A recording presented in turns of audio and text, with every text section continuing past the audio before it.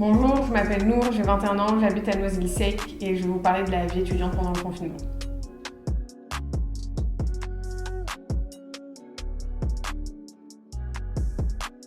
Moi du coup j'ai fait un baccalauréat S avec une spécialité en mathématiques et après je suis allée à l'université, j'ai fait ma licence à l'université Paris-Nanterre et j'ai fait une licence d'économie-gestion avec un parcours gestion dans des sociétés du monde anglophone.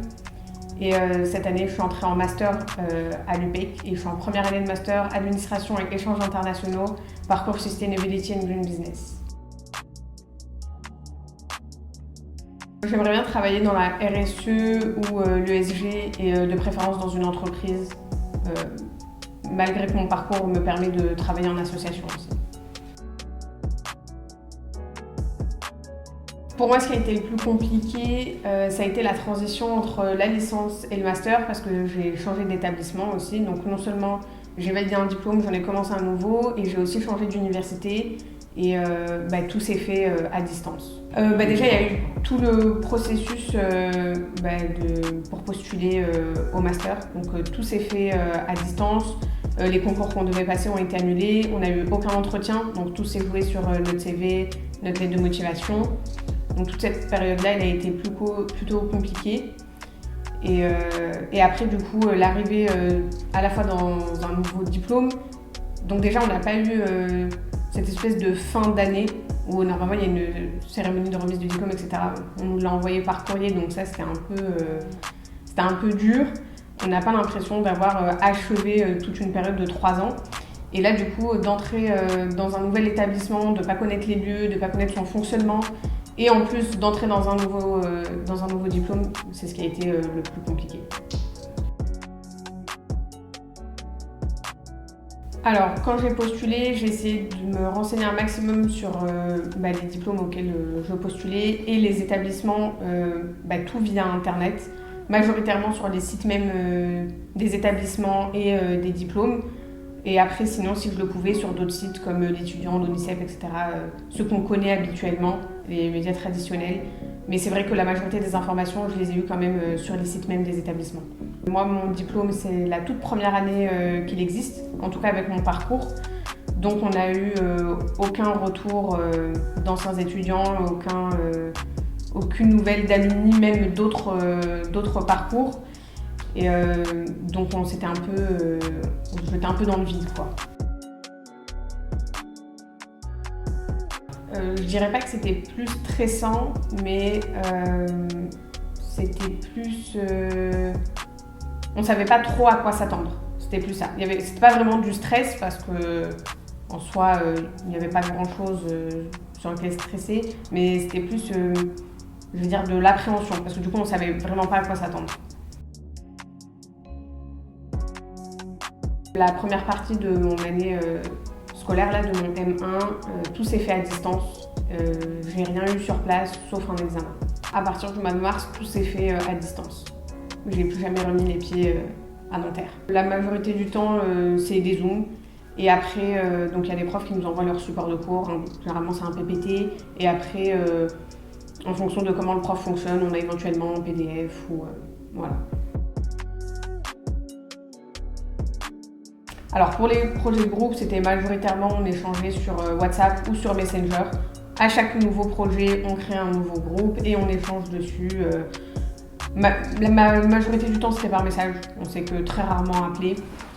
Mais il y avait quand même une bonne cohésion et on a quand même réussi après à produire de bonnes choses. La relation, elle n'est pas la même et puis de toutes les manières, ça dépend toujours du professeur. Mais pour nous, ça n'a pas changé grand-chose, en tout cas avec les professeurs qui s'impliquent, parce que de toutes les manières, c'est eux qui font l'effort de venir vers nous, du coup c'est plus facile nous d'aller vers eux. J'y suis allée 3 fois. Une fois pour de l'administratif, une fois pour la réunion de pré-rentrée et une fois pour l'examen. C'est ça. En vrai, les gens de ma promo, donc on est 30 dans mon master avec ma spécialité, j'ai dû en voir une dizaine le jour de l'examen. Et ensuite, mes amis, je les ai vus en dehors, mais c'est bon. On a quand même cet esprit de promo parce que du coup, la situation fait qu'on essaie de tous se soutenir. Donc on échange souvent sur le groupe LinkedIn de la classe ou sur le groupe Facebook. Par contre, c'est vrai qu'avec les autres masters avec qui on a toute une partie de cours en commun, le tronc commun avec les autres masters, on n'a pas de relation avec eux et même avec les élèves de ta classe avec lesquels tu n'as pas forcément d'affinité, du coup il n'y a pas forcément d'esprit de groupe, de cohésion. Ça a complètement disparu fin de l'année dernière, vraiment il n'y a eu plus aucun lien, on va dire, étudiant du côté social. Après début de cette année, au mois de septembre, ça s'était vachement calmé, le virus ça allait mieux. On a pu faire 2-3 trucs, mais sinon depuis que j'ai rencontré ma nouvelle promo, on n'a rien pu faire. Enfin juste une fois, au mois d'octobre, on est parti boire un verre, mais il n'y avait pas tout le monde. Donc, la vie associative, déjà, j'étais pas très impliquée dans mon ancienne université. Et du coup, en passant dans ma nouvelle, il y a des forums pour découvrir les associations de l'université en ligne. Mais du coup, je trouve qu'on perd complètement l'esprit associatif universitaire. Et donc, je fais partie. Moi, avec mes amis, en tout cas de licence et même d'avant, on a essayé quand même de se voir un maximum en extérieur, les week-ends, etc. pour maintenir un lien. Et quand on ne pouvait pas, parce que du coup, en arrivant au master, y en a qui ont quitté l'Île-de-France, on essaye un maximum de se voir sur Zoom encore malheureusement, même si toute la semaine on est déjà sur Zoom. On essaie de se voir le week-end ou de se faire des FaceTime ou peu importe, histoire de maintenir le lien, de quand même se voir, d'échanger.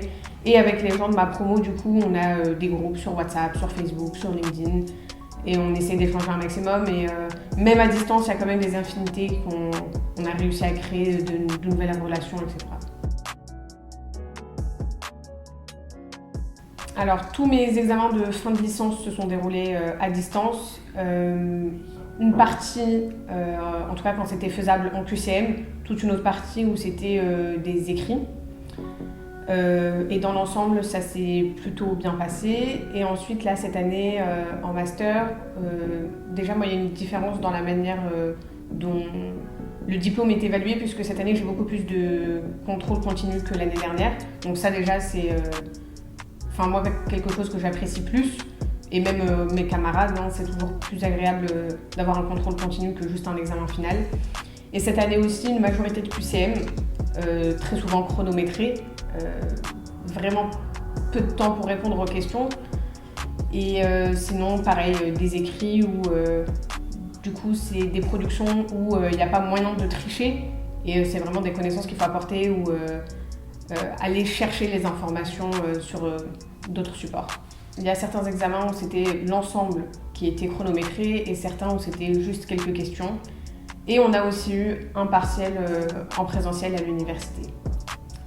Quand c'est chronométré sur une question particulière, c'est beaucoup plus dur parce que je comprends le besoin d'éviter que les étudiants trichent, mais nous, on a aussi besoin le temps de la réflexion. Et parfois, juste... on est en master, donc les questions sont forcément plus longues et demandent plus de réflexion. Donc, c'est vrai que ça, c'est le plus compliqué.